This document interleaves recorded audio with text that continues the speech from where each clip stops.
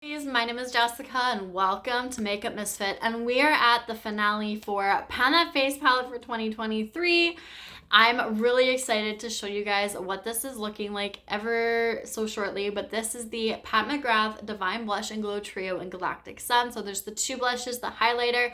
I have talked about this palette for the last 12 months. I will show you shortly what it looks like inside, but I did just want to chat quick. I watched the intro to this series a couple of weeks ago, and I had mentioned that when I was trying to figure out what palette I wanted to use for this project, this one just kind of grabbed my attention. And I think it was a couple of weeks or a month after and before I decided what I was officially going to work on, when I came across this palette, that spark was still there. So I knew that this was the one that I was going to focus on for 2023, and I'm so happy I did. I've learned that I really enjoy the Pat McGrath blushes. I've enjoyed her highlighter. The two shades that are in here are two out of the like 3 or 4 that I was actually curious about and wanted to try as full size. So when I saw that they had this palette, I knew this was the way to go. I'm really happy I did so. I still have so much blush in here that I don't think I'm going to end up purchasing the full size, at least not anytime soon. But I'm okay with that. I have 2 of the blush shades that I really wanted. I'm happy. I've enjoyed them. They're seamless. They're effortless for me. I love the way they blend, especially when I'm pairing them with other blushes. And the highlighter was just like, even though it was a little bit too dark, I was able to blend it with lighter highlighters just to give it a little something else and make it workable for me. And I really enjoyed this palette as a whole. So this is what we're looking like. So we're just gonna chat quick about the blushes. As I've mentioned time and time again, this has been my go-to blush this whole year. This one, not so much, but over the last couple of months, it's definitely gotten a lot more use. This one, you can still see the imprint ever so slightly, but it is so smooth. I've been mentioning that over the last couple of months, and I really wanted to get this one close to this. Now, it's definitely still a little bit rough, like it's not as smooth, but I don't feel the imprint. So I don't feel like the bump of the roses. It's smooth, but like still rough. So I'm happy with the use that I've gotten on these two.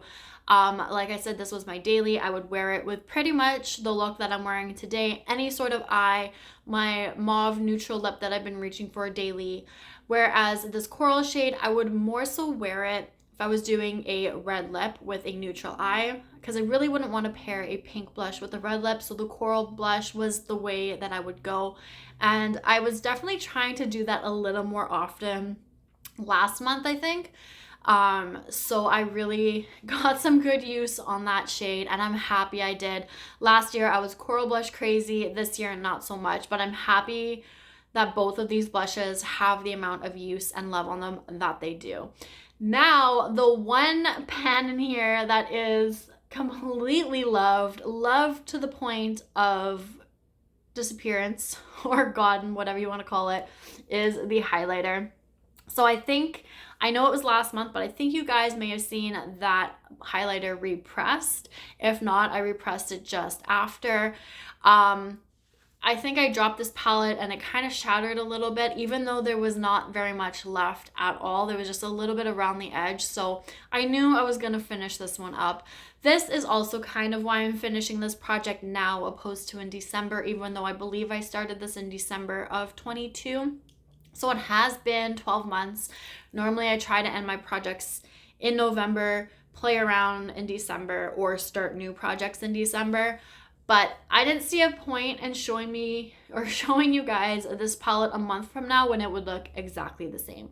Even if I did reach for these 2 shades a little bit more, you weren't going to see that progress, and there was nothing else in here. So I figured it would be perfect timing to actually end this project, give this the finale, and wrap this baby up. So I really enjoyed reaching for the last of this. As I've said time and time again, I paired it with lighter highlighters to make it work for me. I've just really enjoyed this palette as a whole. I am ready to put it away just for a little bit, break into different things, kind of try what else is in my collection. But speaking of, I already have my palette that I'm going to use for 2024. So I'm going to do the intro next month in December. So December 17th will be my Pan That Palette or Pan That Face Palette 2024 intro. So stay tuned for that. I am so excited about the one I'm going to use. It was definitely a contender for 2023. I passed up on it, and when I was going through my collection, because I was just trying to sort through a few things, declutter a couple of things, and I came across that palette. I was like, this is the one I'm going to use. So I hope you're excited. I'm excited about it. It's definitely going to be a little bit fun, which I think is just going to make it that much more exciting for me. So this is the end. This is the love. This is my Pat McGrath Divine Blush and Glow Trio in Galactic Sun, and what his finally looked like after 12 months of use. It did not have any use before it was rolled into here, and I think I did pretty good. So that is everything for this. Like I said, stay tuned December 17th for my next palette, and that is everything for now. So thank you guys so much for watching, and I will see you guys all later. Bye!